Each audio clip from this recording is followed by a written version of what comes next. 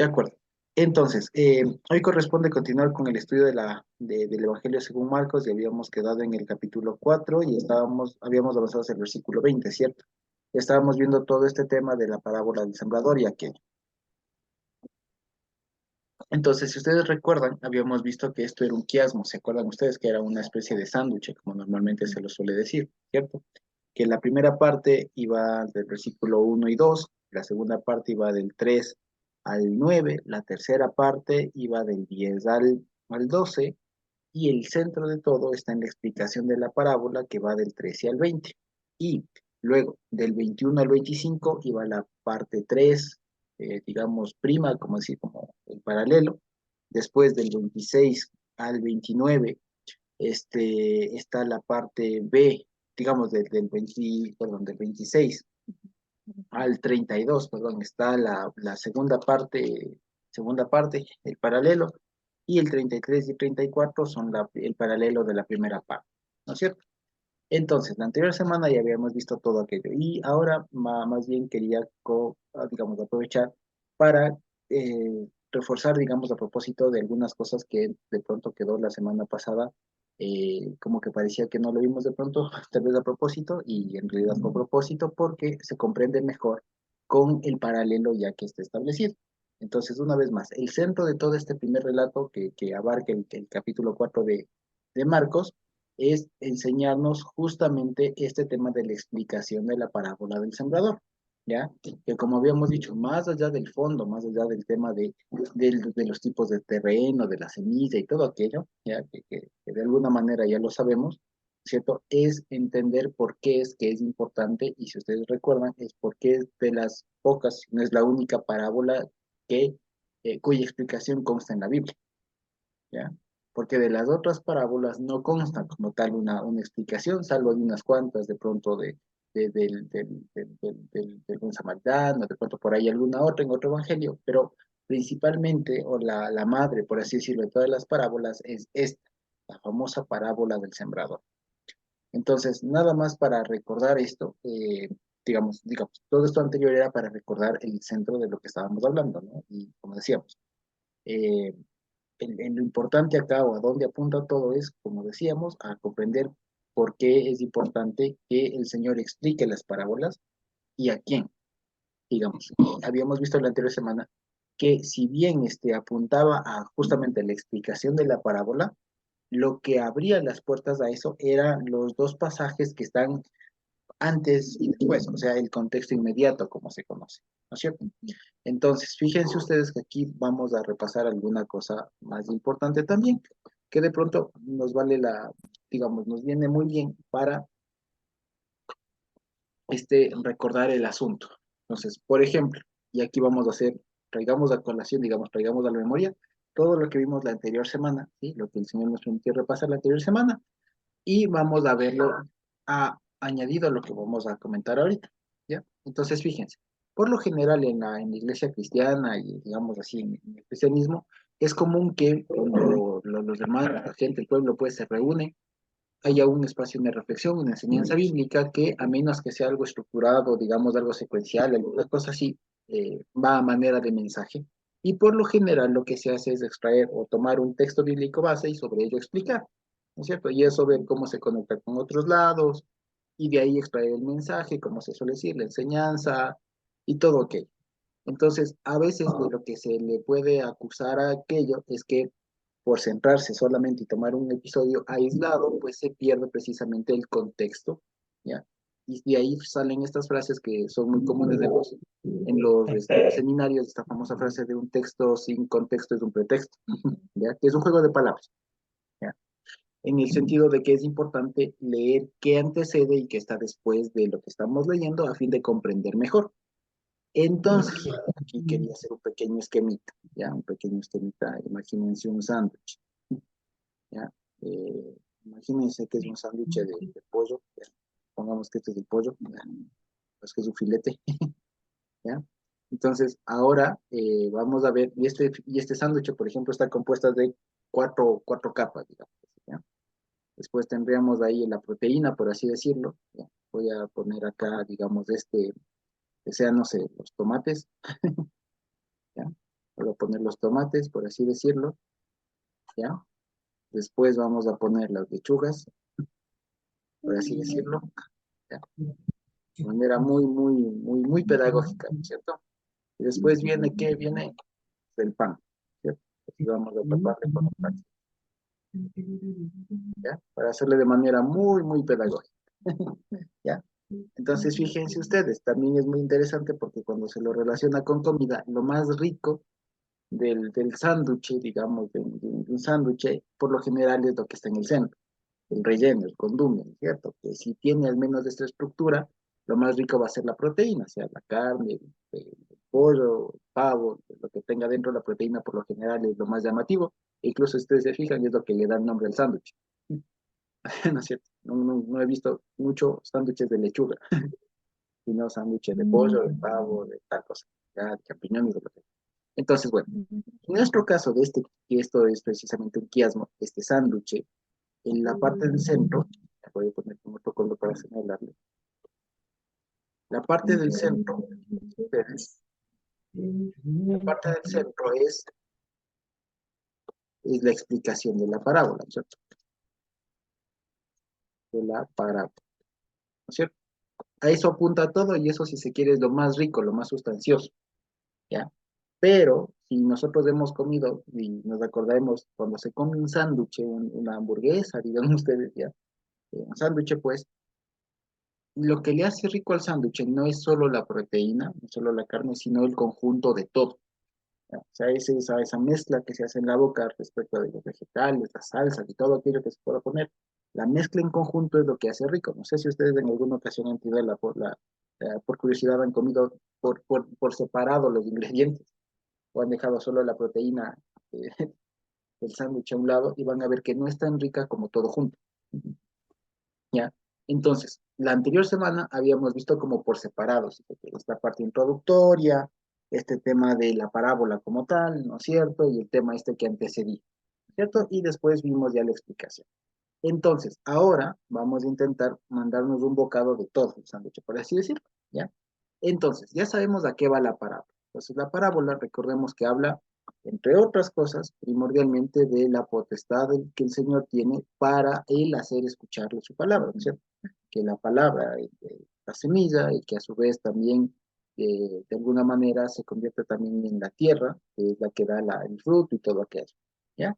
De acuerdo. Entonces, eso, como habíamos visto, eso de alguna manera ya es conocimiento común, digamos, y es más, no hay que meterle mucha explicación porque aquí mismo ya está explicado. Quiero decir, o sea, no hay que meterle mucho cerebro ahí de qué quiere decirle, o sea, no hay que sobreexplicar la explicación. Está explicado para que nos vamos a seguir cuestionando más de qué querrá haber dicho. Para eso ahí está explicado, ¿no es cierto? Ok, entonces, la situación de la parábola antecede y está antecedida y está seguida, ¿no es cierto? O sea, precede y le sigue una parte que ahora vamos a entender mejor. Entonces, fíjense, vamos a leer las dos partes por paralelo, ¿ok? Ya, entonces les voy a poner al sanduchito este más arriba, ¿ya? Para que no perdamos de vista esto. Ok, entonces fíjense, de los versículos 11 al 12, ¿qué les dice? Si podemos extraer como ideas principales. ¿Ya? Si pudiéramos extraer como ideas principales, ¿cuál es el mensaje que el Señor está dando ahí? ¿Ya? Vamos a leer. De cuando estuvo solo, los que estaban cerca de él, con los 12, le preguntaron sobre la parábola, ¿cierto? Y les dijo, a ustedes les es dado, ¿cierto? Entonces, ¿se acuerdan que esto habíamos anotado? ¿Sí? A ustedes les es dado, ¿qué dicen? Saber el misterio del reino, ¿cierto? Es dado saber el misterio del reino, ¿cierto? De Dios, ¿ok? El misterio del reino de Dios. A los que están afuera, ¿qué dicen? Por parábolas todas las cosas, todas las cosas. Y ahí cita el profeta Isaías, ¿no es cierto? Para que viendo, no vean, para que viendo, perdón, para que viendo, vean y no perciban, o sea, viendo, vean y no vean, no perciban, ¿qué más dice? Oyendo, oigan y no entienden, ¿no es cierto? y no se conviertan, no se conviertan, sean perdonados sus pecados. Perfecto, ¿no es cierto? Esa es la frase, digamos, ¿ya? Ahora, si ustedes recuerdan, Carmita precisamente nos hacía notar algo que esto suena extraño, ya, porque vale la pena y ahora sí lo podemos abordar con un poco más de tiempo, digamos, ya, por precisamente la anterior semana no podíamos por esto. Pero vamos a ver que ahora se resuelve bastante fácil. Ya, este versículo de aquí que está citando Isaías 6, si no estoy mal, ya Isaías 6, versículo Sí, 9 y sí, 10, sí. ya, este versículo puede sonar muy controversial, porque a veces nosotros partimos de una idea de la siguiente idea. La idea es que el Señor mismo desea que su pueblo le conozca, ¿no es cierto?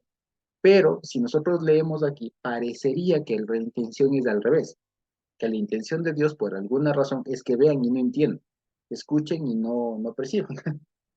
O sea, que aún presentándoseles el asunto, ¿no es cierto? No lo aprecien, no lo valoren, no lo comprendan, ¿ya? Y que eso, por cuanto no han percibido y no han entendido, es que obviamente no se les va, no van a volverse a convertirse como ponen, y tampoco sus pecados van a ser perdonados. O sea, lo que normalmente se entiende de este versículo, así como está aquí, ¿no es cierto? Parece que es como que una intención negativa del Señor, como que él mismo procura que la gente no entienda, ¿no es cierto? Porque dice, ¿no? A ustedes les he dado, a los otros no. Los otros no, ¿cierto? Entonces Carmita nos decía precisamente que no se debe entender tanto así, sino más bien que hay que dar un pasito para atrás, ¿no es cierto? Y que esto no viene siendo un deseo, digamos, del Señor, sino que, si se quiere, es o sea, pasa a ser no es un deseo del Señor que estos van a ver y, o sea, viendo no van a comprender y todo lo demás, sino que viene a ser una descripción de lo que está pasando, ¿ya? Es decir, este versículo de aquí de Isaías no se refiere aún al deseo, digamos, o la intención del Señor de que viendo vean y no perciban. O sea, como que Dios dijo esto, van a ver, y yo mismo me pongo todo el asunto para que no lo logren, ¿ya? Sino que más bien se debe entender como que Dios, sabiendo cómo están, pues dice, estos, así vean, no van a comprender, ¿ya? Y el asunto aquí, fíjense ustedes, es que aquí se marca un matiz, ¿ya? Y por eso es que aún para prestarle mayor atención y aprovechar mejor la cita de Isaías, hay que echar un ojo al versículo que le precedió. ¿Y qué es? Fíjense ustedes, aquí hay un contraste, fíjense, a ustedes versus los que están afuera. Ah, entonces, sí, aquí podemos hacer una transición, fíjense. En lugar de a ustedes, ¿qué puedo poner? Los que están adentro, ¿o no? ¿Sí lo vemos? Eso es ustedes, ¿no es cierto? Entonces podemos decir, a los que están adentro, ustedes, les he dado a conocer el ministerio, ¿cierto? A los que están afuera, por parábola. O sea, a ellos se les va a complicar, o sea, se les va a ejemplificar de una manera tan sencilla, pero ni así lo van a lograr, ¿ya?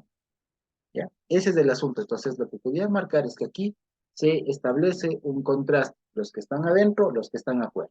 A los que están adentro se les revela, se les da la interpretación, a los que están afuera se queda solo en la parábola, si se quiere. ¿Ya? Que eso es la forma más sencilla de entenderlo. A ustedes que están adentro también escuchan la parábola, pero como están adentro, además se les da la explicación. A los de afuera, solamente la parábola. Y por eso es que fíjense y si damos un pasito más hacia atrás en el relato, es que hay el Señor junto a la multitud, ¿cierto? Frente a la multitud en el mar, está hablando y les cuenta la parábola, ¿no? Les lanza la parábola, ¿no es cierto? Y la gente no entiende. Y ya con los que están en su círculo interno, ahí les dice esto y después les dice el significado. Si nos damos cuenta. Entonces fíjense que ahí se marca esto y ahí se comprende. A ustedes, los de adentro, por cuanto les es dado, o sea, yo les doy la autorización para, ¿cierto? Y además yo mismo les enseño. Lo que a los otros solamente queda en parábolas, ¿ya? Y se acuerdan que esto nos dio mucho para hablar la anterior semana del tema de la autonomía del Señor y todo aquello, digamos, de la soberanía del Señor, ¿sí? ¿Se acuerdan? La soberanía del Señor y todo aquello, ¿ya? Y lo otro, ahí sí se comprende que es una sola, digamos, es una descripción del estado actual de las personas que por cuanto no son de los que están adentro, viendo, ven y no perciben. oyendo, oyen y no entienden. O sea, estos vienen siendo de los que se quedaron en el camino, los que están en la roca o los que están en tu espíritu. O sea, aquellos que no, que la semilla no fue insertada dentro de la tierra. ¿Ya? Básicamente es, o sea, si ustedes se dan cuenta, en estos dos versículos que anteceden, a la explicación está la explicación. ¿Sí me explico?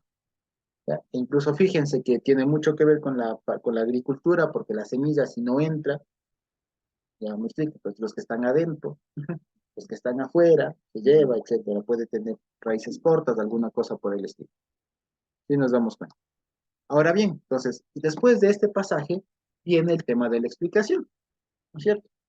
Aquí no saben esta parábola, ¿cómo pues entenderán todas las parábolas y todo aquello, ¿no es cierto? Ok, entonces después de que les da toda la explicación que veíamos la anterior semana, pues les comienza a decir ahora un conjunto más de este mismo tipo de afirmaciones. Y vamos a contrastarlas, ¿qué les parece?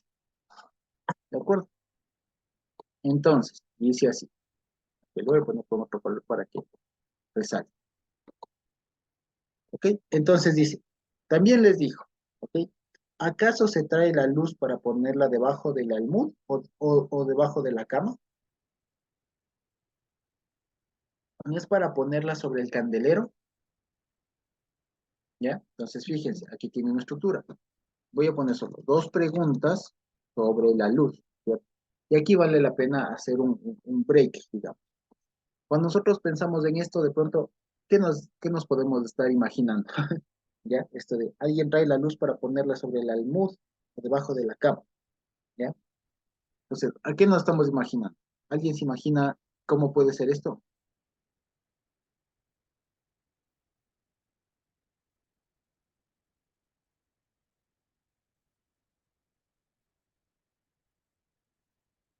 ¿Sí? Porque, a ver, acordémonos de una cosa, ya que iba esto, ¿ya? Acordémonos que en la época del Señor Jesús no había luz eléctrica, no había focos, no había el interruptor que uno aplasta y se prende, o si ya tenemos un hogar más inteligente, aplastamos un botón, un comando y se prende y hay luz eléctrica, foco, bombillo, etc. No había eso. ¿Cómo era la luz en esa época? ¿Se acuerdan? Pues las luces básicamente, o cómo se tenía luz, era a través de lamparillas, ¿ya? De lámpara. De pronto ahí Carmita hace un tiempo nos indicaba una que les quedó el famoso, ¿cómo es este? Este que se le llenaba de queroseno, de diésel, no es reverbero. Bueno, mi papá le decía chimbuzo, pues. Pero es un cosito que se le La prende. Petromax. La Petromax, exacto, gracias, Mike. Entonces, algo por decirlo. Pero aún eso es moderno, porque antes lo que hacían era unas lámparas con aceite, unos recipientes, quiero decir, con aceite, en el cual se le metía un trapito, un trapo, una mecha, se le prendía, y eso básicamente era lo que se ponía sobre el candelabro, ¿ya? Acuérdense que incluso en el Nuevo Testamento, perdón, en el tabernáculo, quiero decir, la forma de encender las velas, las lámparas del tabernáculo, de la menorá, no era como que nosotros nos imaginamos ahora que ponían velas. No, eso es algo muy, muy moderno en realidad el tema de poner velas. Lo que ponían eran lámparas, o sea, unos recipientes con aceite, con una mecha y eso lo prendían. Y el aceite era lo que tenían que ir renovando y de ahí ustedes recordarán la historia de Hanukkah y todo aquello. De acuerdo, entonces fíjense en eso. Entonces, lo que dice es que, dice, ¿acaso se trae la luz? Y ahí imagínense la luz, no el concepto abstracto de luz, sino una lamparilla, ¿ya? Una lamparilla para ponerla debajo del almud, y el almud era como un recipiente, como una especie de baulito, un cajoncito, ¿ya? Que se tenía como para diversos, digamos, fines, ¿ya? Un almud, ¿ya? Algunas otras traducciones también le pongan canasta, porque era como lo que hoy tenemos las tarrinas, las tazas, por así decirlo, que serían para muchas cosas, ¿ya? Entonces dice, nadie pone un candelabro, una lamparilla de estas o dentro del almud, ¿no es cierto? O debajo de la cama, ¿ya? ¿Por qué? Porque no alumbra. Y aquí incluso esta es una pregunta retórica, ¿ya? Una pregunta retórica ¿a qué respondemos? ¿Acaso se trae una luz para responder, para ponerla debajo del almud o debajo de la cama? ¿Cuál es la respuesta? No. Y ahora la siguiente. ¿No es para ponerla sobre el candelero? ¿Cuál es la respuesta a esa pregunta? Sí. Entonces, fíjense, son preguntas muy puntuales, retóricas, casi que no necesitan respuesta, ¿no es cierto? Pero que tienen que ver justamente sobre la función de la luz, ¿ya?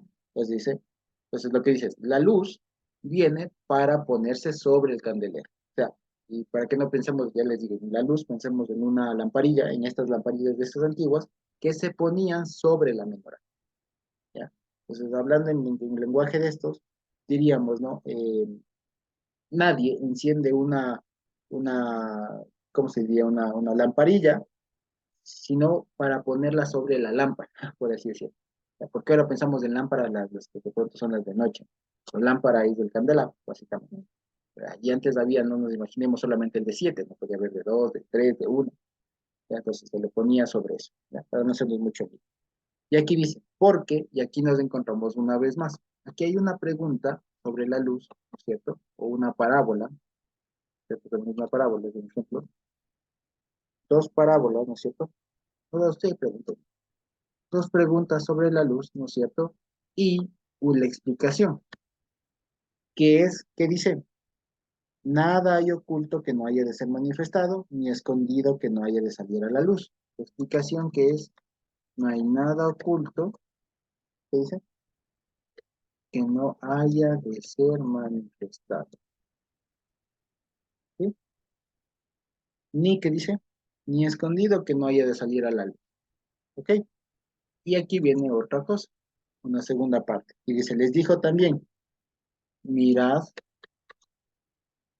lo que oís. O sea, miren, literalmente, miren lo que escuchan, o miren lo que oyen, lo cual es algo extraño, ¿cierto? Y aquí dice, porque, tiene la explicación, tiene la explicación que dice, con la medida que mides serán medidas. Con la medida, ¿qué dice? ¿Qué dice? ¿Qué dice? Algo dice, algo dice.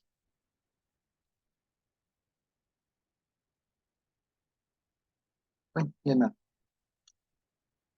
pongamos de, bueno, en todo caso, aquí estaban los dos ejemplos sobre la luz, sobre la luz, estaba la explicación. Aquí. Y abajo estaba eh, la advertencia, ¿no es cierto? La advertencia de miren lo que escuchen, ¿no es cierto? Ah, perdón, y aquí me he saltado. La explicación, y aquí está el tema de el que tenga oído, ¿cierto? Después va una advertencia de mirar lo que oís, ¿no es cierto? Aquí viene la explicación. Una explicación que es, que es con la medida, con la medida que medís, con la medida que miden, serán medidos, ¿no es cierto? Y aún se les añadirá a ustedes que oyen. Y aún se les añadirá. ¿Ok? Y después viene una reflexión, ¿no es cierto? Más bien dicho al revés. Y aquí viene otra cosa. Porque al que tiene, el que tiene, ¿qué dice? Se le dará, y el que no tiene, aún lo que tiene, el que no tiene, aún lo que tiene, se le quitará. Ok, de acuerdo. Entonces, primero esta segunda sección, digamos, tiene en sí mismo una estructura, digamos, ¿ok? Entonces, fíjense ustedes, aquí tenemos igual una especie de paralelo entre ellos, ¿ya? Por la siguiente razón.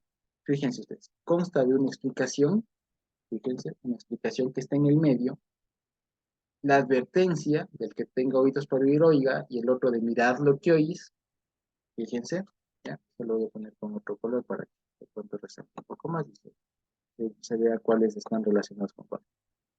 El que tenga oídos, con mirad lo que oyes, y después viene con el tema de lo que detona eso, ¿ya?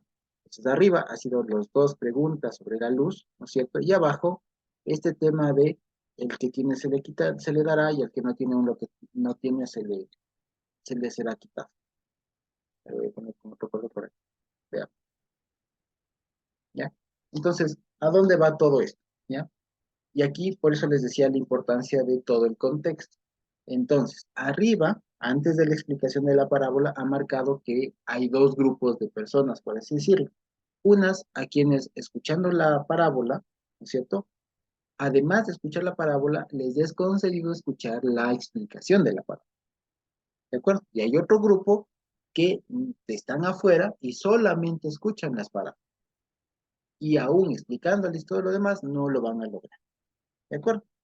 Ahora, fíjense ustedes. Aquí viene, y ahora fíjense que tiene mucha relación con esto, porque vamos a ver otra vez. Aquí, básicamente, está marcando que hay dos grupos de personas iguales. Unos que son la luz, ¿ya? Que son los que van a reflejar, digamos, lo van a ser puestos de arriba, etcétera, que también tiene que ver con su palabra y demás, ¿no es cierto? ¿De acuerdo? Y que tiene que ver precisamente con lo siguiente. A ver, primero vamos por partes. El ejemplo primero de la luz pone un ejemplo muy obvio. Nadie pone una luz, una lámpara, ya digamos, dar un foco en la parte de abajo, ¿no es cierto? Especialmente con el objetivo de alumbrar, porque si ahora ya hablamos de adornos y todo, claro que hay luces desde abajo y todo lo que ustedes quieran, pero en esa época, pensando en lo esencial, la luz siempre se pone en una parte alta para que alumbre lo más posible, ¿cierto? Posible, a nadie se le ocurre ponerle en una caja ni debajo de la cama porque no alumbra, pensando solo en el tema de la luz, ¿cierto? Nadie se le ocurriría con el objetivo de alumbrar, ponerle abajo, ¿cierto? Y fíjense ustedes, ese es lo mismo que tiene que ver con el tema de, digamos, los que están adentro, ¿ya? Por lo siguiente, los misterios del reino de Dios son la luz, ¿ya? Y a nadie se le ocurre que los misterios del reino de Dios van a estar escondidos. O si en todo caso para algunos están escondidos, más bien, o aquellos que, digamos, teniendo esto, digamos, teniendo la luz, que son los misterios del Señor, las parábolas, todo aquello, son iguales a los que teniendo esa luz la ponen debajo, ¿ya? Mientras que los otros son los que teniendo esa revelación, esa interpretación, digamos, de esa enseñanza del Señor, la ponen donde corresponde. Y así alumbra toda la casa, como diría después Mateo, ¿ya? Entonces fíjense que tiene mucha relación con esto. Y después, la segunda parte, ya que comienza, como decía, con una advertencia, miren lo que escuchan, o sea, cuiden, vigilen lo que escuchan, ¿no es cierto? Y aquí, ya les digo, esto se debería entender desde abajo, desde el final, ¿ya? Y ahí diría, de la manera que comenzó con lo de la luz, después con la explicación y la advertencia, ¿cierto? Entonces aquí comencemos desde abajo. Al que tiene, se le dará, y al que no tiene, aún lo que tiene, se le quitará. Entonces, fíjense, también hay dos grupos, el que tiene y el que no tiene. ¿No es cierto? Y dice, al que tiene, se le dará, ¿ya? Y aquí, ¿qué estamos viendo? ¿Quiénes representan aquellas personas que aquí ponen el que tiene? ¿Quiénes son?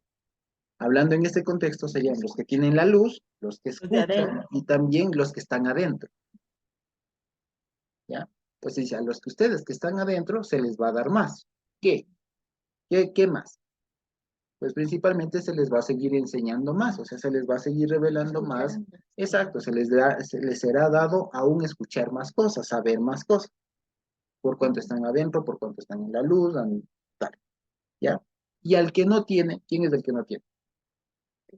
El que está afuera, el que de pronto coge la luz y le pone abajo, ¿de acuerdo? Dice, a ese, aún lo que tiene, se le quitará. Y esto en realidad suena como una paradoja y algo complejo de entender. ¿Cómo es que a alguien que no tiene se le quita algo? Que si no tiene, ¿qué le voy a quitar? ¿No es cierto? Y aquí viene digamos, cómo se debe entender esto. En el contexto se comprende. Los que están afuera, ¿quiénes son? Principalmente. Fíjense ustedes, ¿ya? En el contexto, y por eso hay que cogerle con toda la parábola. Los que están afuera son aquellos que de alguna manera han recibido la palabra, ¿ya? No dieron fruto, obviamente. Dieron fruto, se murieron antes de tiempo, lo que sea. Y eso es lo que tienen. O sea, lo que tienen no es de ellos. Quiero decir, pues aún lo que tiene, entre comillas, aún ese poquito que escuchó, aún eso, pues se le quitará. ¿Ya? Que es lo mismo que decir que este es el que fue sembrado junto al camino, ¿ya? Este es el que fue sembrado junto a las rocas, que no tenía raíz y salió el sol, se quemó. Este es el que fue sembrado junto al río, que creció, pero los afanes del siglo le ahogaron. ¿Ya? Nos damos cuenta que se entiende, es la misma parábola explicado de otra manera. ¿Ya? Porque hay dos grupos de personas, los que están adentro, los que están afuera, los que fueron sembrados, los que no fueron sembrados, los que son, los que escuchan, los que no escuchan, los que están en la luz, los que no están en la luz, ¿ya? El que tiene oídos, el que no tiene oídos, ¿ya? Al que le es dado, al que no le es dado, ¿ya? Si nos damos cuenta. Entonces, fíjense, ahora sí, ya se entiende por qué le dice, exacto. Entonces, al que tiene, al que se le quita, al que se le da más y al que se le quita, ¿ya? Pues fíjense que hay esta dualidad y eso es lo que expone mucho esta parábola del sembrador, ¿ya? ¿Qué más dice? Y de ahí viene entonces la parte de arriba, la explicación. Con la medida que miden serán medidos, ¿ya? Es decir, se les añadirá, aún se les añadirá a ustedes. Entonces, fíjense, esto no se, ahora con todo este contexto, vemos que esta frase de con la medida que miden serán medidos, no se refiere a un estándar como de venganza, si se quiere, o de igualdad, en el sentido de verás que por lo mismo que a ti tú haces, se te va a hacer, ¿no? Que, digamos, en general es un principio bíblico, el del ojo por ojo y demás, en su momento lo veremos, digamos, como es detalle, pero aquí no está hablando de eso. Aquí lo que está diciendo es, fíjense, con la medida que miden, serán medidos. O sea, hablando así, con la medida de lo que tienen, ustedes van a ser examinados. No sé si me explico. O sea, viéndolo debajo, ustedes que tienen, se les dará más. Y esa es la medida. ¿Sí me explico? Entonces, con la medida que ustedes miden, que ustedes tienen, pues conforme a esas serán medidos. Y aún se les añadirá. Está diciendo lo mismo que abajo. Al que tiene se le dará más. Es la misma palabra, pero solo que con un tema de poner un estándar, digamos, unos parámetros.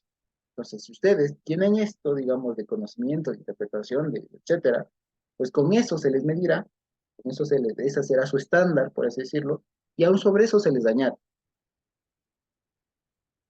¿ya? Se amplía.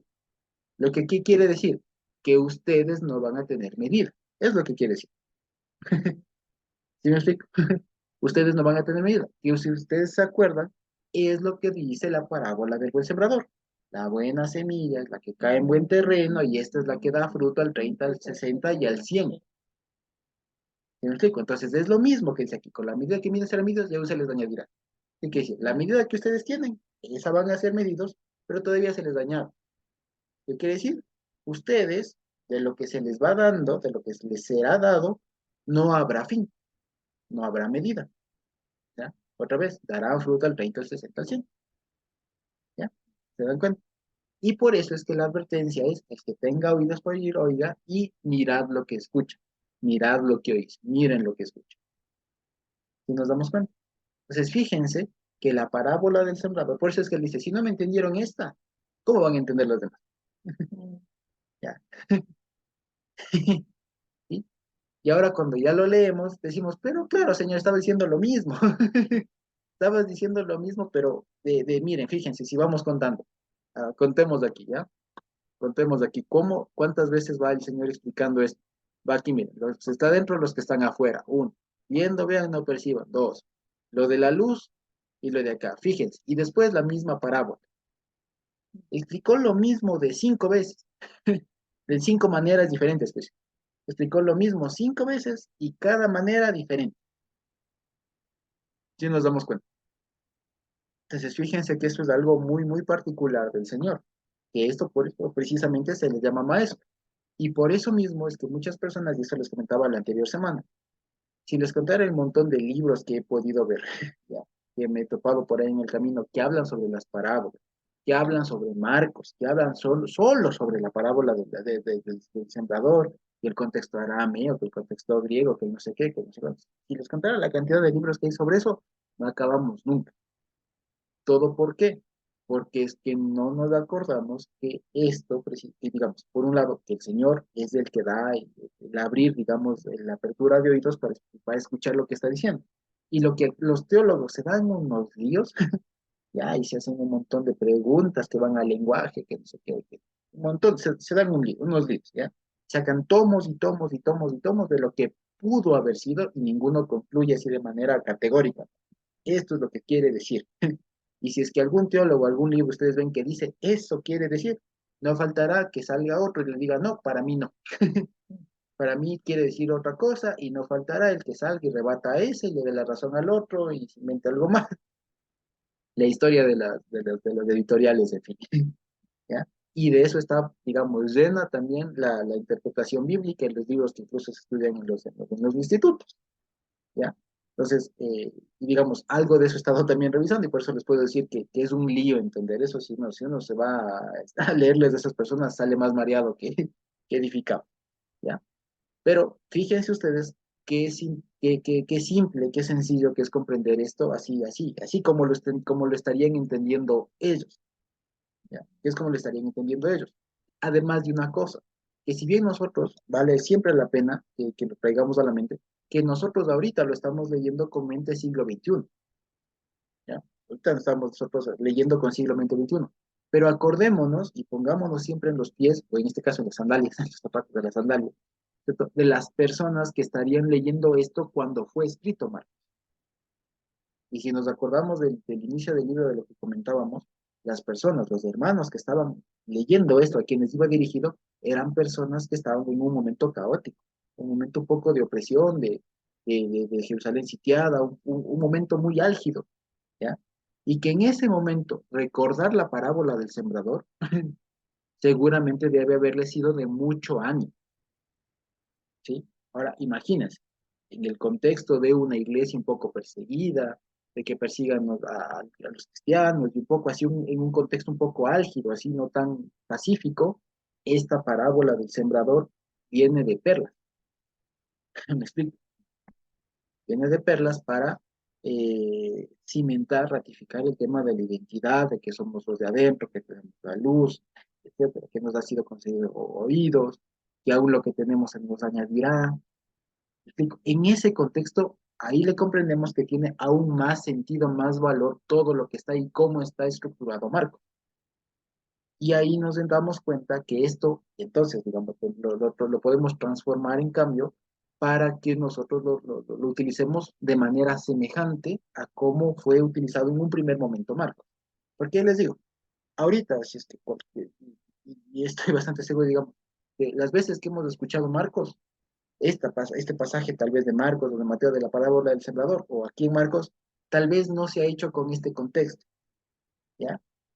Y ciertamente el mensaje ha llegado, ya no digo que ha sido en vano, pero fíjense que tiene mucha más riqueza cuando se explora o cuando se lo analiza en función del contexto anterior, posterior y además del contexto histórico. Y como les decía, tomando en consideración esto, tenemos un buen parámetro, un buen punto de partida para utilizar también como una herramienta poderosa la parábola del sembrador, ¿ya? Porque fíjense, en últimas, lo que esta parábola nos está enseñando es que Dios nos ha dado, nos ha concedido el ser buena tierra, nos ha concedido el dar fruto, ¿ya?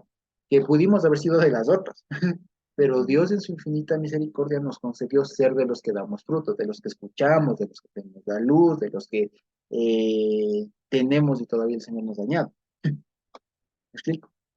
Y cuando una persona, especialmente parte del pueblo, está en persecución, alguna cosa así o tiene algún problema muy fuerte, resulta que eso viene de perro, porque así la persona se afirma en su identidad y su compromiso con el Señor. Y sabe que el Señor, y tiene una palabra escrita de parte del Señor, que le ratifica que es pueblo, que no se tiene que echar para atrás y todo. Nos damos cuenta. Entonces, fíjense que la parábola del sembrador, además de lo que se puede hablar de evangelismo o cualquier otra cosa, está hablando de identidad. Y además de lo que veíamos la anterior semana de la soberanía del Señor y todo aquello, ya aterrizado en el pueblo, habla mucho sobre la identidad que el Señor nos da. Y que esa identidad la tenemos en virtud de que a Él la ha sido dar. ¿Sí? Entonces, fíjense que es hermosísimo ver este sanduchito. Ver este sándwich es hermoso por eso. Entonces, fíjense que lo que normalmente hemos visto, la carne, digamos, es muy rico, ¿no es cierto? Hablando de la parábola, del ejemplo del sándwich, ¿no?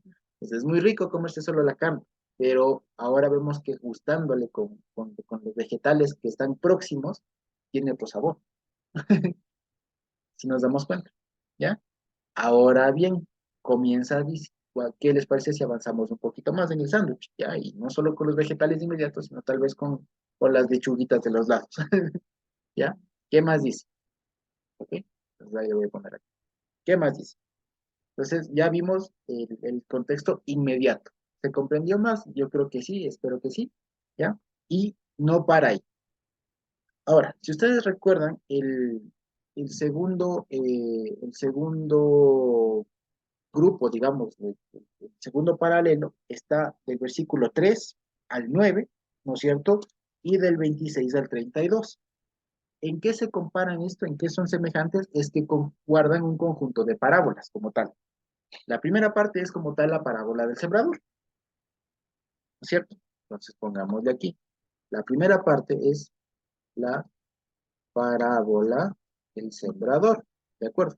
Y aquí la segunda parte, fíjense, no va a ser una sola parábola, van a ser algunas, ¿ya? Y ahí vamos leyendo desde el 26. Dice, así es del reino de Dios. Entonces, fíjense, que van a ser parábolas, unas parábolas sobre el reino de Dios. Voy a poner con mayúscula. ¿Sí? ¿Y qué parábola nomás nos pone?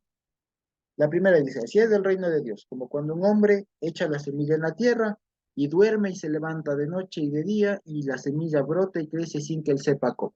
Entonces, la parábola de la semilla que crece sola, creo que se le conoce.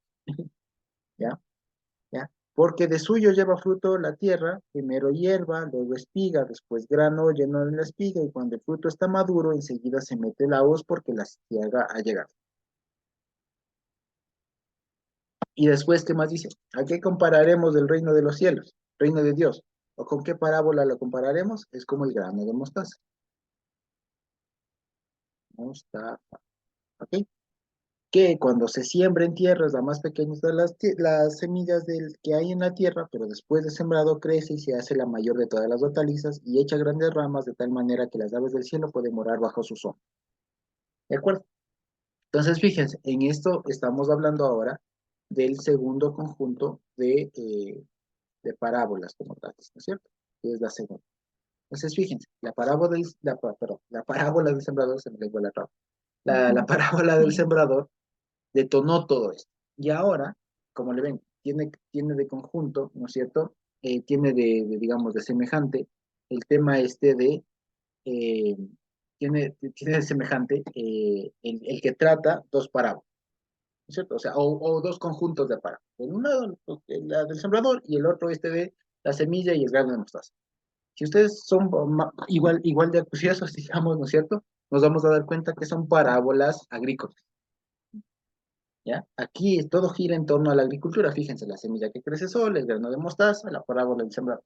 Todo está en un contexto muy, muy agrícola, ¿ya? Ahora bien, la parábola del sembrador ya sabemos a qué se refiere, porque de eso va todo este rollo. Ahora bien, es bueno que entonces repasemos un poquito este tema de las otras semillas. Y ya con lo que hemos visto, nos damos cuenta de que de pronto ya fluye un poco más, ¿no es cierto? ¿Por qué? La semilla que crece sola, fíjense, aquí primero que el parámetro con lo que se le compara es el reino de Dios.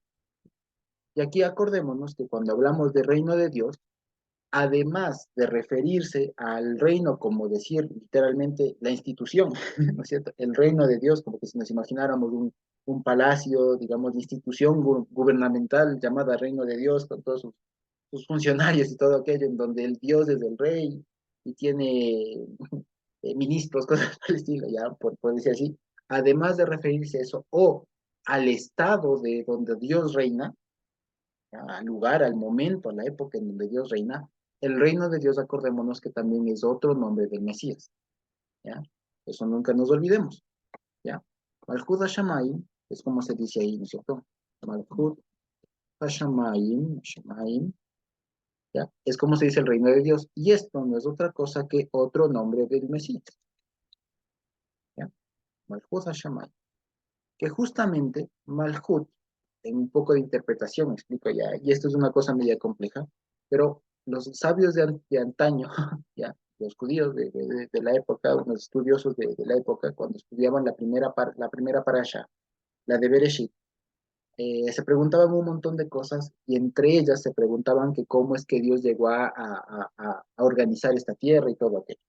Y entre las tantas cosas que dijeron, lo que pasa es que Dios creó el cielo, creó la tierra, hizo todo esto en virtud de su atributo de Malhut, del reino. Decían, pero ¿cómo el reino? Y ahí alguien explicaba y decía, lo que pasa es que Malhut es la expresión mínima de Dios. ¿Ya? Eso es lo que explicaban. Ya les digo, esto es todo, se da todo un debate alrededor de Génesis 1:1 en realidad. ¿Ya? Y esos debates son pero interminables, que a veces se van por las ramas, a veces dicen cosas interesantes, pero dentro de esas cosas interesantes, muy llamativas y que nos competen a nosotros, dicen esto. El Dios organizó, creó el cielo, la tierra y demás, en virtud de su atributo de Malhut, de reino. Pero ¿cómo es esto? Lo que pasa es que Malhut es la expresión mínima de Dios, que es Dios mismo, pero de su manera más comprimida. ¿Ya? ¿Se acuerdan que habíamos hablado en términos informáticos? Que es del como Dios.zip, es la versión comprimida. ¿Ya? ¿Se acuerdan ustedes? O eso es como lo que nos dan en las pastillitas, ¿no? De cuando nos tomamos una medicina, es un comprimido. La versión semilla. Es la semilla precisamente acá, que es lo que guarda toda la información necesaria para reproducir la especie. Una semilla, un cigoto, etcétera, etcétera. Entonces, eso es Malhut. Entonces, si ya con eso ya vemos a dónde va todo. Entonces, cuando aquí se dice que son parábolas del reino de Dios, no solamente se está refiriendo como les decía, al lugar, al momento, al espacio en donde Dios reina, ¿ya? Porque, digamos así, considerémoslo que se refiere a eso, ¿ya? Al reinado de Dios, por así decirlo, ¿ya? Y vemos que la semilla que crece sola, ¿a qué hace referencia? ¿Qué dice? Que el reino de Dios es como la semilla que el hombre siembra, se va a dormir y cuando menos se da cuenta ya crece. Y solo entra cuando hay que cosechar. ¿Qué nos da a entender eso? Que la semilla, o sea, el reino de Dios está fuera de cualquier injerencia humana, ¿ya? Y que la semilla, por su propia formación, sabe cuándo crecer, sabe cuándo dar frutos, sabe cuándo hacer cosas. Y no hace falta que el ser humano esté ahí, el que le sembró, pues esté ahí atrás haciendo algo para que crezca. No tiene que estarle ahí formando alguna cosa, ¿me explico?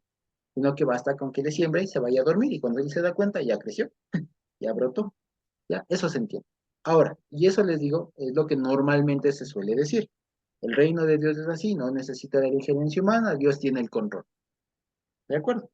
Pero si lo entendemos no solo como el reinado de Dios, sino como un nombre del Mesías, fíjense ustedes, el Mesías, ¿no es cierto? Entonces, fíjense, leamos más bien la parábola, ¿ya? En lugar de decir reino de Dios, leamos del Mesías o Cristo, ¿ya? Como queramos. Dice, así es el Mesías, como un hombre que echa la semilla en tierra. Ah, fíjense. Y duerme y se levanta de noche y de día, y la semilla brota y crece sin que él sepa cómo. Entonces, fíjense ustedes, aquí, ¿a qué está haciendo referencia? A que a la semilla, el Mesías, es echado en tierra, que los otros se van a dormir. Y cuando el otro viene a darse cuenta, ya está crecido. ¿A qué está haciendo referencia? Sino a la muerte del Señor, ¿ya? Él es la semilla, que es el hombre viene y le siembra, o sea, le entierra y se va a dormir.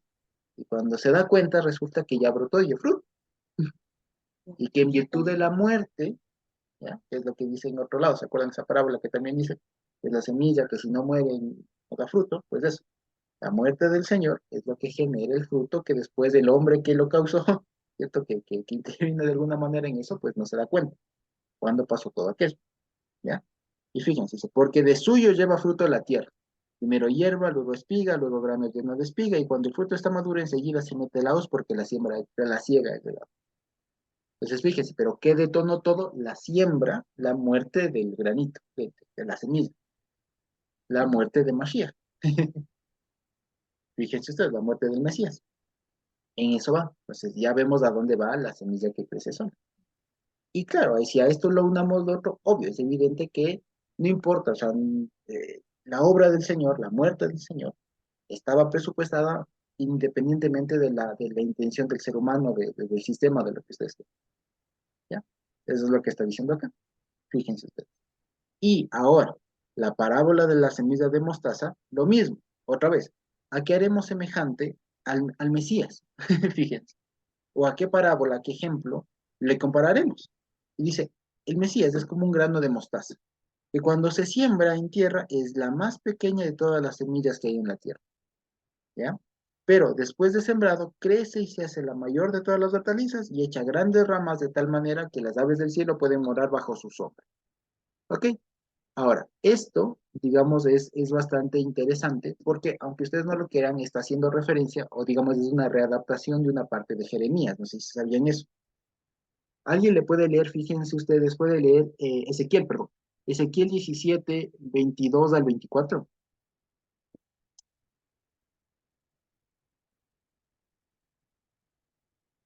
¿Alguien le tiene por ahí? Eh, Ezequiel 17 22 al 24.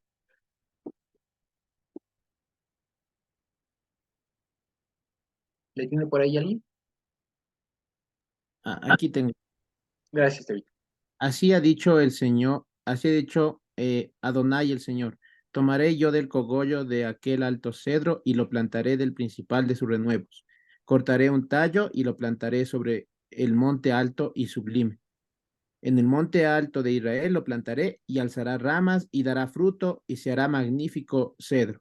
Y habitarán debajo de él todas las aves de toda especie, a la sombra de sus ramas habitarán. Y sabrán todos los árboles del campo que yo, el Señor, abatí el árbol sublime, levanté el árbol bajo e hice secar el árbol verde e hice reverdecer el árbol seco. Yo, el Señor, lo he dicho y lo haré. Ok, muchas gracias, David. Entonces, fíjense, aquí está precisamente lo que detona esta comparación, es esta referencia de que debajo de sus alas morarán todas las aves del campo, dicen, ¿cierto? Todas las aves de toda especie. Fíjense Aves ustedes, del cielo. todas las aves del cielo, exactamente. Ahora, ¿qué vemos de diferente con lo de Ezequiel, perdón? Lo de Ezequiel con lo de aquí de Mateo. La planta. En Ezequiel se le refiere a un cedro, que es un árbol, una conífera, un árbol grande, ¿ya? Y acá, en cambio, se le refiere como un arbusto de mostaza, si se quiere, ¿ya? Porque la matita de mostaza no es ni siquiera un árbol, es un arbusto, ¿ya? Y además hay otra imprecisión, si se quiere, porque según estaba viendo, la semilla de mostaza no es la más pequeña de todos los vegetales. Según entiendo, ya siendo, tal vez en ese momento no se conocía, pero según entiendo, la semilla, y esto pueden corroborarlo, de pronto me equivoco, pero según estuve viendo, la semilla más pequeña es la de la orquídea, ¿ya? En cuanto a tamaño de la planta que después genera, ¿ya? En cuanto a esa proporción, digamos así, parecería que es la orquídea la más pequeña de todas los vegetales, por así decirlo. Sin embargo, aquí lo que se está utilizando es por esta diferencia, por esta proporción entre cuán pequeña es la semilla y cuán grande es la mata, digamos así, la planta que sale después. ¿De acuerdo? Entonces, fíjense ustedes, otra vez, eh, esta parábola hace una vez más referencia a la muerte del Señor, ¿ya? Es decir, estas dos parábolas de la semilla que crece sola y la semilla del grano de mostaza es lo mismo, porque implican que la semillita chiquitita muere y que de esa cosa, por así decirlo, pareciera insignificante, sale una cosa enorme, ¿de acuerdo? Y si ustedes se dan cuenta, fíjense ustedes que, digamos, no sé si nos hemos puesto a pensar esto, pero hace un tiempo me di cuenta de esto. El día que el Señor Jesús murió, para el mundo fue un día más, ¿sí? Para el mundo, para los demás fue un día más. Pilatos, ¿qué le importaba? Ya me explico. Ya, los mismos judíos estaban pensando en Pascua y todo lo demás. Los únicos que estaban ahí, digamos, centrados y todo aquello eran los discípulos, las señoras, las mujeres que estaban cerca y todo aquello. Pero para las demás personas era un día más. Para ellos no tenían importancia que ahora nosotros entendemos que tuvo ese día. ¿Sí me explico? Pero para el mundo, para todas las naciones, o sea, los romanos, los griegos que había en esa época, los hindúes, los árabes, los chinos que había en esa época, fue un día más. ¿Sí me explico? Fue una muerte, por así decirlo, a los ojos del mundo. Fue la muerte de un criminal más. ¿Me explico? O sea, fue una cosa así, pero muy chiquitita, menuda. Casi que, ¿qué importa? O sea, murió uno más, qué pena. ¿Sí? ¿Me explico? De ahí el tema del grano de mostaza. O sea, un hecho tan chiquitito a la vista de cualquiera, pero resulta que ese hecho generó un árbol, un arbusto lo suficientemente grande que después dio cobijo a las aves del cielo. ¿Ya? Ahora bien, eso por un lado. Y por otro, también es muy importante el tema del Mesías, precisamente respecto de la semilla, como anticipaba Carmita, porque fíjense ustedes, hay una particularidad que es una parábola hermosa que nos enseña el Señor. Fíjense ustedes, para la reproducción de la raza animal, de todos los animales, incluidos ahí el ser humano, ¿no es cierto? Para la reproducción se necesita, como se dice, dos gametos, ¿cierto? El masculino y el femenino, sin eso no se reproduce, ¿cierto? Pero en cambio, con las plantas resulta que no hace falta juntar eso, digamos así, necesariamente, sino que ya viene eso junto en lo que denominamos semilla. Es cierto que acordamos nuestras clases de biología y de todas esas cosas, es cierto que primero interviene el tema del polen, el óvulo, en la flor y todo aquello, pero digamos, el fruto de aquello es una semilla, una semillita, que lo interesante de la semilla es que guarda toda la información de la planta, ¿ya? Y que no hace falta que se una con otra cosa más, sino que es la planta comprimida, y que de eso va a salir una nueva planta enterita. Y esto precisamente, o sea, es una planta comprimida, pues. Entonces, de esto es lo que se suele explicar, y es un grandísimo ejemplo, es un genial ejemplo, para explicar precisamente la disminución del Señor. Aquello que Pablo explica, si no estoy mal, en Colosenses, respecto de que el Señor, o bueno, no me acuerdo en dónde es, pero esta parte en donde dice que Él se despojó de toda su gloria y vino acá en forma de nave, en forma de humano y tal. Resulta que una forma de entender eso es a través del grano de mostaza, a través de cualquier semilla en realidad. ¿Ya? Y el Filipenses grano de 2. mostaza, perdón, Filipenses 2. ahí está, Filipenses 2, gracias, Carmen. Entonces, todo aquello lo podemos leer después, ¿no es cierto? En Filipenses 2 está precisamente esta explicación de que él, no aferrándose a sí mismo, se despojó de todo y vino acá, ¿no es cierto? Entonces, ¿cómo se explica eso? Pues de la misma manera que una semilla se cae, digamos, se separa de su planta principal, pero en la semilla está contenido todo lo necesario, toda la información y todo lo que le da la característica a la planta, ¿ya? Eso por un lado. Entonces, ahí se entiende mucho de la naturaleza del Mesías, ¿ya? Ahora bien, resulta que además esta parábola del grano de mostaza, que decíamos es una cosa chiquita, muy casi imperceptible y todo lo demás, resulta que tiene una parte que es lo que calza, digamos, y embona con lo de Ezequiel, que es lo siguiente, y es la frase que precisamente dice, después de sembrado crece y se hace la mayor de todas las hortalizas y echa grandes ramas de tal manera que las aves del cielo pueden morar bajo su sombra. Ahora, en la interpretación que se le da a la forma de entender que se le puede dar a la porción de Ezequiel, las aves del cielo vienen siendo los gentiles, ¿ya? Los gentiles que algún rato habían de ser recogidos bajo el pueblo de Israel, ¿ya? Entonces, fíjense ustedes, ¿a qué está hablando precisamente? Que a partir de la muerte del Mesías van a ser una planta, una cosa enorme, ¿ya? En comparación con ese pequeñito hecho, ¿ya? En comparación a esa pequeña presentación de la semilla, que va a ser tan grande el asunto que incluso va a dar cabida a que los gentiles se incrusten y vivan ahí. Por eso dice, hagan habitación. Literalmente es hagan tienda, se moren ahí, habiten. Entonces, fíjense ustedes, a eso es lo que apunta precisamente esto, que si ustedes se dan cuenta, también se compagina con el tema de la parábola del sembrador, ¿ya? Aquellos que el Señor trae a sí mismo, ¿ya? ¿De acuerdo? Entonces, si ustedes lo ven, digamos, estas dos parábolas de acá, del final casi del relato, complementan la historia, complementan todo aquello, dando a entender cómo es que se va a hacer eso. Porque de lo anterior nos ha quedado bastante claro que hay dos grupos de personas, ¿cierto? Todo lo que hemos visto. Ahora, la pregunta que subyace es, ¿y ahora cómo se va a llegar a hacer eso? Y eso lo complementan las dos parábolas estas, que si ustedes se dan cuenta, es lo mismo, ¿ya? Dicho de dos maneras diferentes.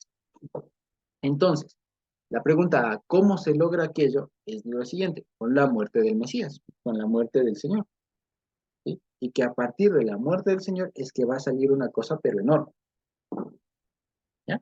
¿Sí? De eso se trata, ¿sí? Y ahora bien, veamos entonces ya los pancitos, ¿sí? ¿Cierto? Carmita. Josué, no sé si estaría de reconsiderar el tema de las aves del cielo, que no son los gentiles. Ujú. Digo yo, hola, estoy en mi suca oscura. Ah, A ver si hay un poquito de luz por algún lado. Bueno, o sea, porque en la parábola del sembrador dice que vienen las aves del cielo y se comen la semilla que cayó junto al camino. En la interpretación dice, estos son los de junto al camino, en quienes se siembra la palabra, pero después que la oyen viene Satanás y quita la palabra que se sembra en los corazones. Porque por ahí hay aves del campo, esas más bien son como los gentiles, me parece. Entonces, tal vez aquí sería el malo, ¿no? Por la interpretación anterior. claro, sí, sí, sí, sí. Sí, tiene toda la razón. Sin embargo, creo que, y digamos, alguna vez le escuché eso, pero no me hizo mucho sentido porque suena extraño que aún los malos, digamos, hagan morada, porque literalmente dice hagan tienda. Es O que sea, suena dice extraño. que luego va a separar el trigo de la cizaña, por ejemplo, no se van a simular, se van a vestir de corderos, cosas como esas. Sí, O claro estaban que sí. entre nosotros, pero no eran de nosotros. Ujú, Solo que por el mismo, porque no hemos salido del mismo tema, digamos así, de las parábolas y Jesús ya dio la interpretación de aves del cielo, entonces, por eso. ujú. Sí, sí, sí, le comprendo, Carmita. Sin embargo, yo creo que esta es una parábola, digamos, digamos, que ya ha cambiado de ese sentido, digamos. Así como, por ejemplo, aquí, mire, fíjese usted que arriba ha mencionado igual la semilla que se planta en la tierra y crece sola. Entonces, ya no está hablando en el mismo sentido que lo de la parábola del sembrador, estrictamente, ¿ya? Entonces, parece que en realidad es otra cosa, y tanto más porque hay una cosa ahí, digamos. Normalmente se entendería que la mostaza, digamos, dé más mostazas, ¿cierto? O sea, de más frutitos de mostaza, no sé qué queda, algún fruto, alguna cosa así, o alguna semilla, alguna cosa.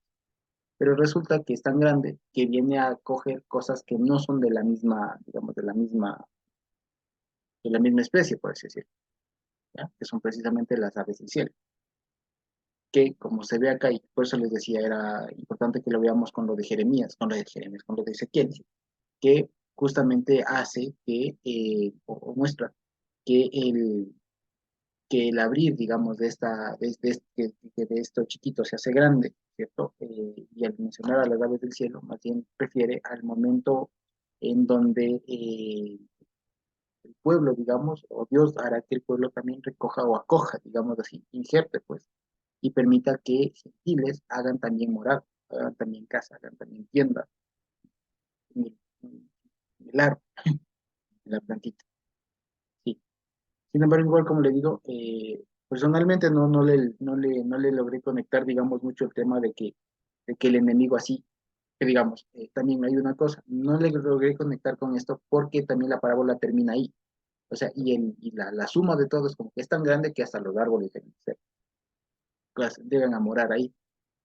La parábola nos sigue diciendo alguna cosa como que y después serán echados, alguna cosa por el estilo. Entonces, por eso pues, me cuesta a mí personalmente ver algo como que en el sentido de que los pájaros representan al mal o alguna cosa por el estilo. Personalmente no me suena, pero Vale, no, no me cierro ahí. Ujú. Eso, gracias, Carmen. ¿Sí? Ahora bien, entonces, como les decía, vamos a ver entonces ya los últimos, los pancitos nada más, ¿ya? Para ir terminando. Entonces, las últimas partes que se corresponden es del versículo 1 y 2 y el versículo 33 y 34. Entonces, fíjense, ¿ya? Arriba había estado el relato de que otra vez fue al mar y era tanta la gente que se subió a una barca, ¿no es cierto? Y comenzó a enseñarle de parábolas. Y después del 33 y el 34 dice precisamente lo mismo. Con muchas parábolas como estas les hablaba la palabra, conforme a lo que podían oír. Sin parábolas no les hablaba, aunque sus discípulos en particular les declaraba todo. Es un resumen de todo aquello. Fíjense ustedes. ¿Ya? Y aquí nada más que resalta una cosa. Normalmente cuando se habla del mensaje del Señor, la doctrina, la enseñanza que el Señor da, se le suele añadir una palabra, o sea, no se le pone solamente la palabra. Fíjense ustedes que en nuestro lenguaje, cuando decimos, hermano, lea la palabra, se entiende, No hace falta decir la palabra de Dios, ¿no? La palabra del Señor, ¿cierto? Solamente decimos, ya leyó la palabra. Nosotros, su palabra dice así, ¿cierto? Pero fíjense que en el resto de la escritura es necesario o siempre se acompaña la palabra de Dios, la palabra del Señor, etcétera. Pero aquí fíjense que, por eso es que les decía, este libro está dirigido a un grupo específico de hermanos, que ya tienen un lenguaje al parecer construido, que ya no hace falta decir la palabra de Dios, sino que solamente dice, y así les hablaba la palabra. ¿Ya? Es algo muy, muy interesante que ya les digo que incluso eso se ha construido por el uso que incluso nosotros tenemos, ¿no? Lea la palabra, y cuando dicen, hermano, ¿puede leer la palabra? Y uno a veces dice, la palabra dice así, y solo es eso. Que eso, fíjense que es un lenguaje que solo usamos los cristianos. Si alguien de afuera le dice la palabra, no va a entender, tal vez, seguramente, tal vez alguno que haciendo un poco de esfuerzo lo comprenderá, pero para nosotros es muy fácil decir, voy a predicar la palabra. ¿Ya? Entonces, fíjense, exacto, vamos al estudio de la palabra. Es un lenguaje que ya se construyó en la época y que ahora me llamó mucho la atención que se ha retomado, digamos, de alguna manera esto, ¿sí? Y una vez más, y lo del 34 es un cierre a todo lo que ya hemos visto, fíjense. Sin parábolas no les hablaba, a los de afuera se entiende, ¿no es cierto? Aunque a sus discípulos en particular les declaraba todo, a los de adentro, ¿ya? Y con eso cierra todo, a los que tienen oídos, a los que tienen la luz, a los que se les da más, a los que han sido sembrados, etc. ¿Sí? Pues fíjense, con eso entonces hemos terminado, bendito Dios, todo este tema de la parábola del sembrador. ¿Sí? Entonces, con esto hemos hecho un repaso una vez más de esta parábola, ¿sí? Que ya les digo, es diferente, si ustedes se acuerdan, es distinto el, el contexto que provee Mateo de esta parábola, es distinto el contexto que provee Marcos, y es distinto el contexto que provee Lucas. Porque sí, en verdad, como les digo, y esto es la maravilla de la palabra, fíjense, palabra, ¿no? Si lo tomamos de manera aislada, tiene sentido y nos va a hablar. Y tiene otro sentido cuando lo cogemos en conjunto. ¿Ya? ¿Cuál de las dos es correcta?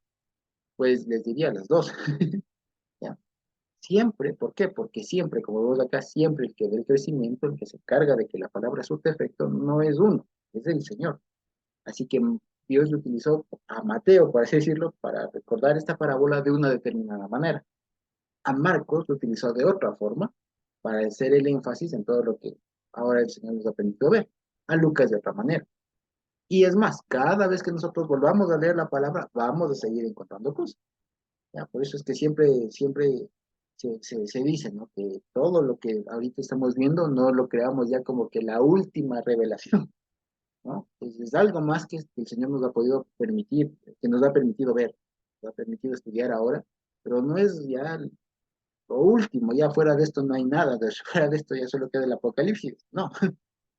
Cada uno de ustedes, cada uno de nosotros, cuando lo volvamos a leer, lo volvamos a leer, le demos un tiempo, le dediquemos un poco de espacio y tal, seguramente lo vamos a volver a ver con otros ojos, a volver a ver con otros ojos, a extraer más cosas, a extraer más palabras, más enseñanzas, alguna cosa, alguna corrección, ¿por qué no? ¿Sí? Pero la idea es que ahora, al menos de esto que hemos podido verlo, lo hayamos visto de esta manera que nos permite bendito Dios, poder comprender más del panorama completo, como decía, y no solo centrarnos en la parábola del sembrador, sino que lo veamos en conjunto con todo lo que estaba alrededor y así, digamos, como les decía al inicio, probar una buena mordida del sándwich y poder ahora sí disfrutarlo con todo y, digamos, saborear el pan junto con la lechuga, los vegetales, la proteína y todo, y la salsa y todo ahí, que a la final es lo que hace un sándwich rico. Solo los elementos separados. ¿Sí? Eso básicamente. Entonces, quizás tenemos alguna pregunta por ahí,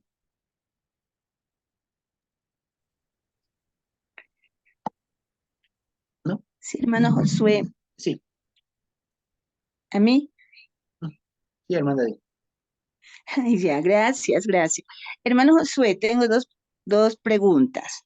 Ya, en el versículo 32, en la parte final, no sé dónde me perdí. Aquí dice que las aves del cielo pueden morar bajo su sombra. ¿Cuáles eran las aves del cielo? Ujú. Lo que decíamos es que, conjunto con lo que leíamos de Ezequiel 17 era, Ezequiel 17, si no estoy mal, podemos entender que eran aquellas personas que no eran del pueblo originariamente, pero que en virtud de la obra del Señor iban a ser anexadas al pueblo, como nosotros. Ah, porque nunca había escuchado esa frase, las aves del cielo. Ujú. Eh, bueno, aprovechando esto de las parábolas tan maravillosas, le cuento que cuando estaba en mi colegio, que es católico, teníamos una reunión con el señor diácono y justo él preguntaba qué eran las parábolas, ¿no? ¿Qué eran las parábolas para nosotros? ¿Qué entendíamos con eso? Porque Jesús siempre hablaba en parábolas. Y yo, pues, siempre que me gusta hablar, alcé la mano y pasé al frente y le dije que, pues, Jesús enseñaba con parábolas para, de esa manera, que el pueblo le entendiera mejor, ¿sí? Pero justamente hoy me doy cuenta de que no ha sido esa la razón, porque Jesús hablaba, mire, que yo no sabía que habían dos clases de personas, las que estaban dentro y las que estaban fuera. Entonces, justamente Jesús aplicaba las parábolas para las personas que estaban fuera, ¿no? ¿Sí? Porque para las que estaban dentro, como eran sus discípulos, él les explicaba directamente lo que él decía. Entonces, esto aprendí hoy, ¿sí? Estoy contenta porque por una parte un poco estaba errada, ¿no es cierto? Cuando yo le dije al diácono que Jesús predicaba para que el pueblo entendiera mejor, ¿sí?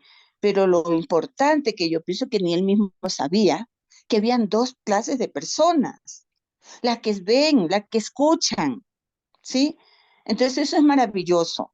Como también volviendo un poquito atrás, en donde habla de la luz, ¿sí?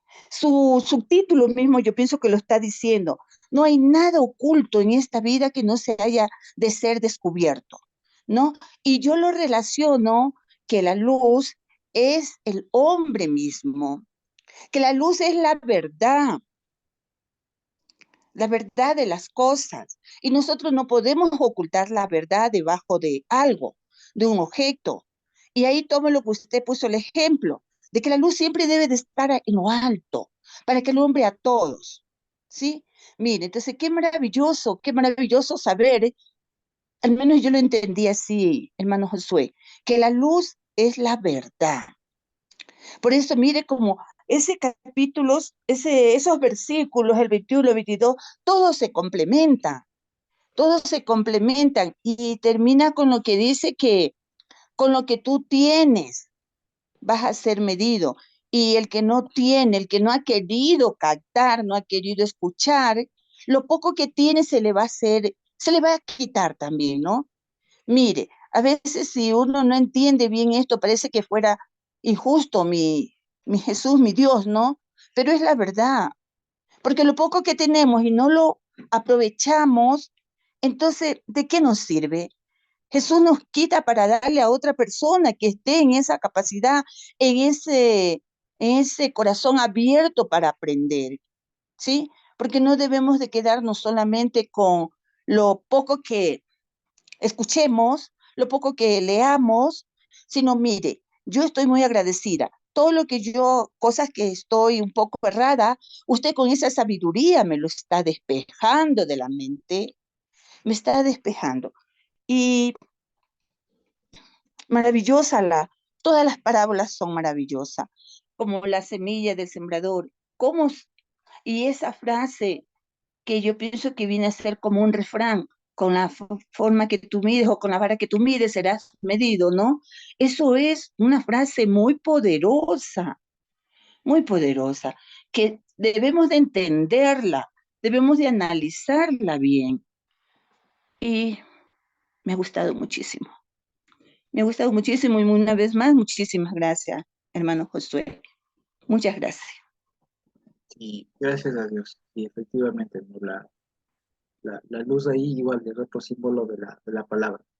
La palabra, como decía mi hermano Digna, pues la verdad, otra cosa que la palabra, y en últimas también me decía. Sí, así que sí, muchas gracias. Entonces, si no vemos otra pregunta, podemos ir terminando. Ok, bendito día.